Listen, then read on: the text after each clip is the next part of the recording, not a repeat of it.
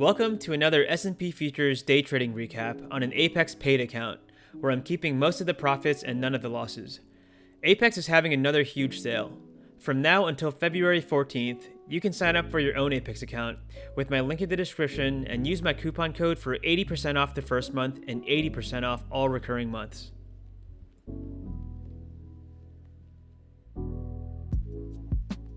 Pre-market price action was very bearish, and I had an earlier short entry order that missed by 3 ticks that played out beautifully, so I had an overall bearish bias on the day. I get another short opportunity when price takes buy-side liquidity and drops lower to shift market structure to be bearish, and I enter short on a retracement into a 5-minute fair value gap. After seeing a significant drop after my entry that gets within 2 points of my target, I feel pretty confident in this short. When I see price retrace back up to a newly formed 1-minute bearish fair value gap, I decide to sell 2 additional contracts as I believe there to be additional room to drop. With bigger size, I adjust my stop loss to a closer pivot high so that my max risk of the trade would not exceed $146 as per my risk rules. I also adjust the profit target to be closer while still maintaining above a 1-to-1 reward to risk ratio. Unfortunately, after increasing size on this short, price did not continue to drop as I was expecting. It did quite the opposite and continued pushing upwards to stop me out. Having price get so close to my profit target before reversing all the way back up to stop me out was a tough loss to take, especially in the midst of a string of pretty brutal losses lately, so I decided to just stop trading for the day after this L.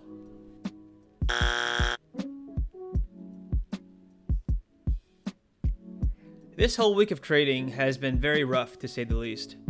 There just seem to be so many instances where I missed my entries on winning trades by mere ticks, and many of my losses this week had higher timeframe confluence, but I just got caught in the reversal like I did today.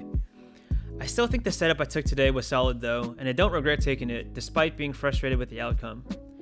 I also don't regret increasing size, and I'll continue to do so as long as my maximum risk of the entire trade is in accordance with my risk rules. As of today, the account is now down to 49,124.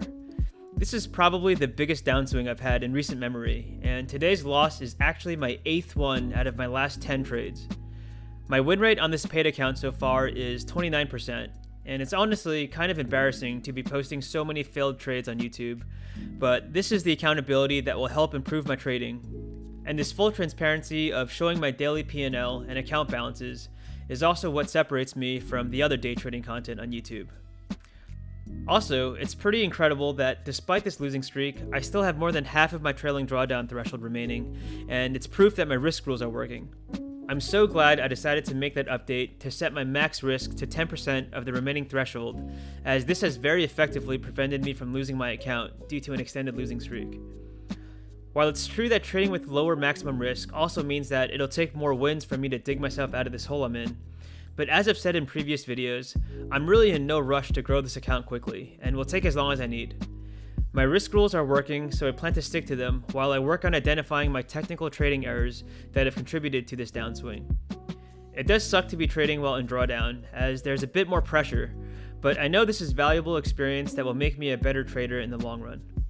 I certainly plan to do some trade studying this weekend, and I'm glad to have my full log of all my trades taken, so I can go back and analyze them to see if I missed anything. I put a link in the description for y'all to download my trade log template for free if you're interested. As always, thanks for watching. Please leave a thumbs up if you enjoyed, and subscribe so you're notified of the next time I post a trade recap. In the meantime, I'll continue posting daily profit and loss updates in my channel's community tab.